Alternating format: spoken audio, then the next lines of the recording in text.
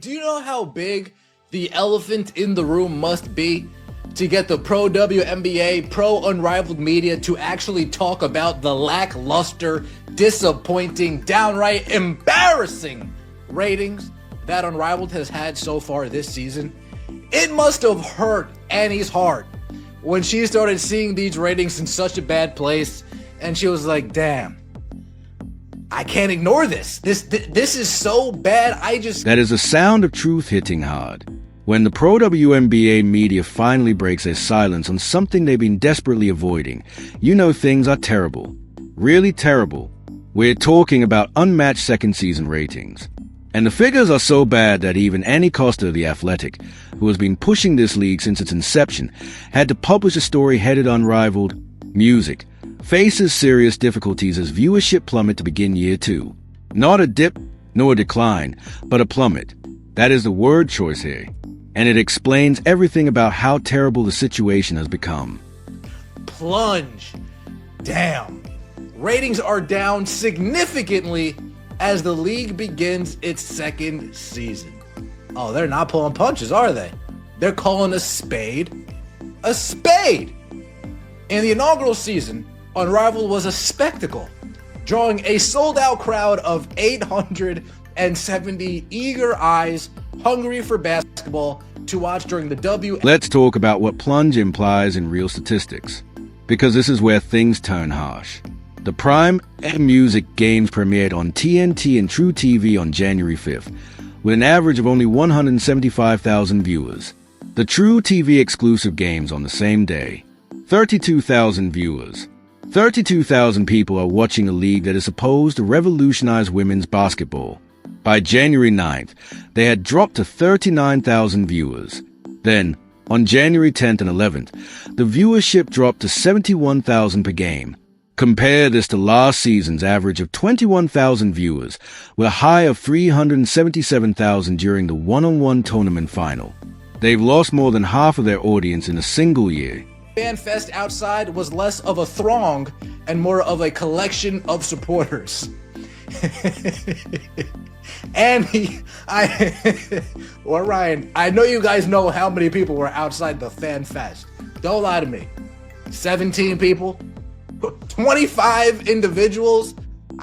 How many people were outside there? And most concerningly, for the second-year league, ratings on... Here's what makes it even more damning.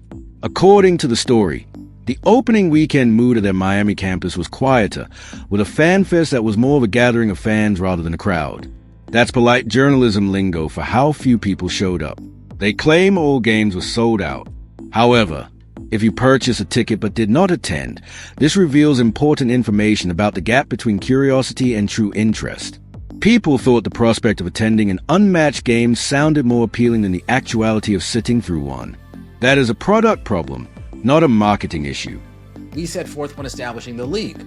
Unrivaled CEO Alex Basil told Front Office Sports on Wednesday, "We're proud of the product we're putting on the court each week and are going to continue growing our audience while showcasing the best women's basketball players in the world. Leagues aren't built overnight." Now here we go. Before we were hip to this league, you might have gotten one over on people saying these are the best players in the world, but now we know better. Now we know they're not the best players in the world.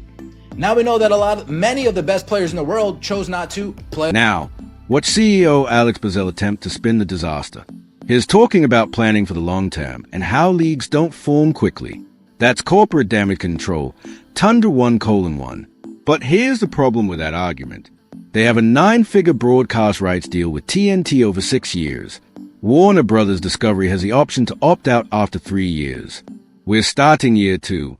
If these rates continue, there's little chance Warner Brothers will be around for years 4 through 6. They also own equity in the league, so they are financially compelled to make it successful. Even they are concerned about these figures. Players in Unrivaled last season refused to come back for a second season, so you can't really pull the same trick twice. The WNBA, in its 29th season, averaged nearly 1 million viewers per game this season across all networks, even with Caitlin Clark largely absent. Following her team's 83-81 win over the Laces on Saturday, co-founder Breanna Stewart addressed her measure of success for the league in year 2. TV ratings are one thing for sure. Obviously, we want them to be consistently high, no matter if we play on Friday, Saturday, Sunday, or Monday, and know that we have a space of our own here. In the league of Breanna Stewart provided the most candid review we're likely to get from anyone involved with Unrivaled. She stated that one thing is certain: television ratings. Obviously, we want them to remain consistently high whether we play on Friday, Saturday, Sunday, or Monday. That statement is significant because it contradicts the rhetoric we've been hearing about how ratings don't matter and they have other revenue streams. Yes, they claim merchandise sales are up 50% year over year and ticket revenue is up 40% as a result of music.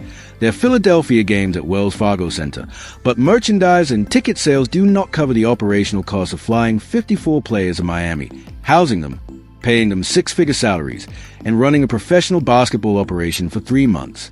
Players who determined 3-on-3 is not suitable for their development and are moving on to Project B, a worldwide 5-on-5 league set to begin play in November. Quote, I think there's a misconception that we don't want to be overseas. Oh, really? Do tell.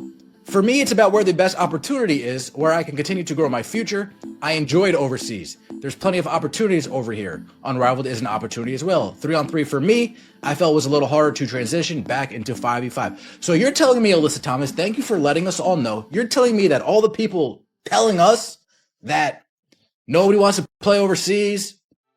Exodus reveals everything about how the talent thinks about the league. Alyssa Thomas provided the most telling statement in the story, stating, I think there's a misconception that we don't want to be overseas. For me, it's about finding the ideal opportunity and continuing to build my future. I enjoyed my time abroad. There are many of chances available here. Unrivaled also represents an opportunity. I found it difficult to move from 3-on-3 to 5-on-5. Translation, Unrivaled is not the ideal scenario they have been selling us. Players are making strategic business decisions about where to spend their offseason. Many of last year's greatest players elected to return overseas or skip Unrivaled entirely rather than return for a second season.